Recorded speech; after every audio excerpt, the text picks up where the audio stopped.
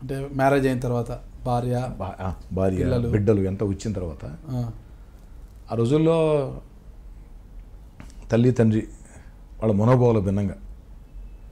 అంటే దీనికి కారణం ఒకటి ఉంది నాగరాజు గారు.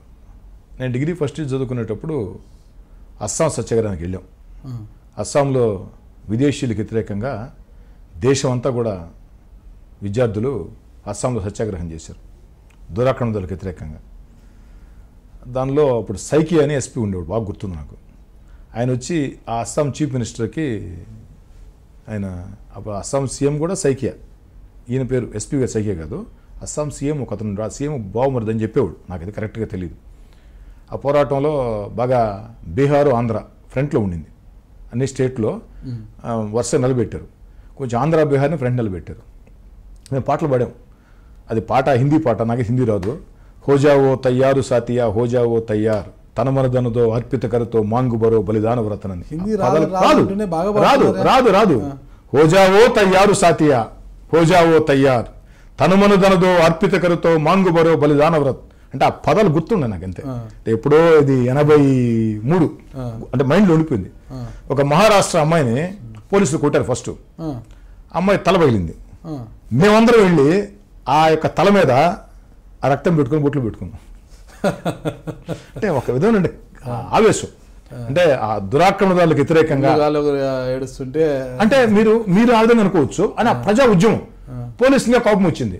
మేము లాఠీ చార్జ్ చేస్తుంటే తలలు పగులుతుంటే వీళ్ళు వచ్చి రక్తం పెట్టుకుంటారని చెప్పని బాగా కొట్టారు. ఆ రోజు మేఘాలయ అడవులు తీసుకుపోయారు. తర్వాత ఆంధ్ర బీహార్ని మాత్రం ఇక్కడ అస్సాం మేఘాలయ పోలీసు తగాద వచ్చి మేఘాలయ పోలీసు ఒప్పుకోలే. మీరు గౌహతిలో మీకు తెలుసు కదా, గౌహతి మేఘాలయకి జస్ట్ 22 కిలోమీటర్స్ తేడా అంతే, 25 మ్యాక్సిమం. మీరు సాయంత్రం అయిపోయింది అప్పటికే. మేఘాలయ పోలీసు ఒప్పుకోలే. మేఘాలయ పోలీసు చెప్పింది, మీరు అస్సాంలో గొడవ జరిగింది, వాళ్ళని తీసుకొని వచ్చి ఎడవలు పెడుతున్నారు, మీరు వాళ్ళకి ఏదైనా జరిగితే మేము ఆంధ్ర గవర్నమెంట్ సమాధానం చెప్పాలి, తీసుకెళ్ళిపోండి అని చెప్పాను. అట్టా బయటపడ్డాం. అది తెలిసింది ఇంట్లో. అంటే అస్సాం పోవటం అంటే దాదాపు 4 days జర్నీ. కలకటా, నక్సల్బరీ ఊరి మీద పోవాలి. అస్సాం నక్సల్బరీ పోరాటం ఆడ పుట్టిందో ఆ ఊరి మీద ట్రైన్ పోద్ది. అస్సాం పోవాలి గౌహతి. అక్కడ వారం రోజులు అంత 15-20 days పట్టింది. మా ఊరు దగ్గరే. ఇంట్లో వాళ్ళకి తెలిసింది వీళ్ళు లేడు ఊళ్ళు అని చెప్పని. వచ్చిన తర్వాత అడిగారు. ఆ రోజు చెప్పాను గట్టిగా, మా ఫాదర్కి ఏంటంటే మనకొద్దు రాజకీయాలు అంటాడు. మనం ఒక మధ్యతరగతి రైతు కుటుంబం, మనకొద్దు రాజకీయాలు అంటాడు. మా అమ్మకు కూడా ఇష్టంలే. నేను మొట్టమొదటిసారిగా జీవితంలో గట్టిగా మాట్లాడాను, నాకు రాజకీయాలంటే ఇష్టం, నేను రాజకీయాల్లోనే ఉంటా, రాజకీయాల్లోనే కొనసాగుతా, రాజకీయాల్లోనే మరణిస్తా. మీకు ఇష్టం ఉంటే ఇంటికి రమ్మంటే ఇంటికి వస్తా, మీకు ఇష్టం లేకుంటే ఇంటికి కూడా రాను.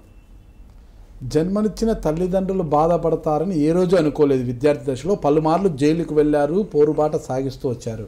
అయితే జన్మనిచ్చిన తల్లిదండ్రులను అలా బాధించిన వివాహమైన తర్వాత భార్య పిల్లల కోసం అయితే మీరు బాధపడ్డారు. అంటే ఆ రోజుల్లో తల్లిదండ్రులు బాధ పెట్టేమే అని ఒక బాధ ఇప్పటికీ ఉంటుంది నాకు. అది ఇప్పటికీ ఉంటుంది. అలాగని చెప్పని నా భార్య సుఖపడిందే లేదు నాగరాజు గారు. ఈ యొక్క సుదీర్ఘ రాజకీయ ప్రస్థానంలో నేను కుటుంబానికి దూరంగా ఉన్న రోజుల్లో ఆ టెన్షన్లు, ఆ కేసులు, ఆ గొడవలు అవి కూడా అంత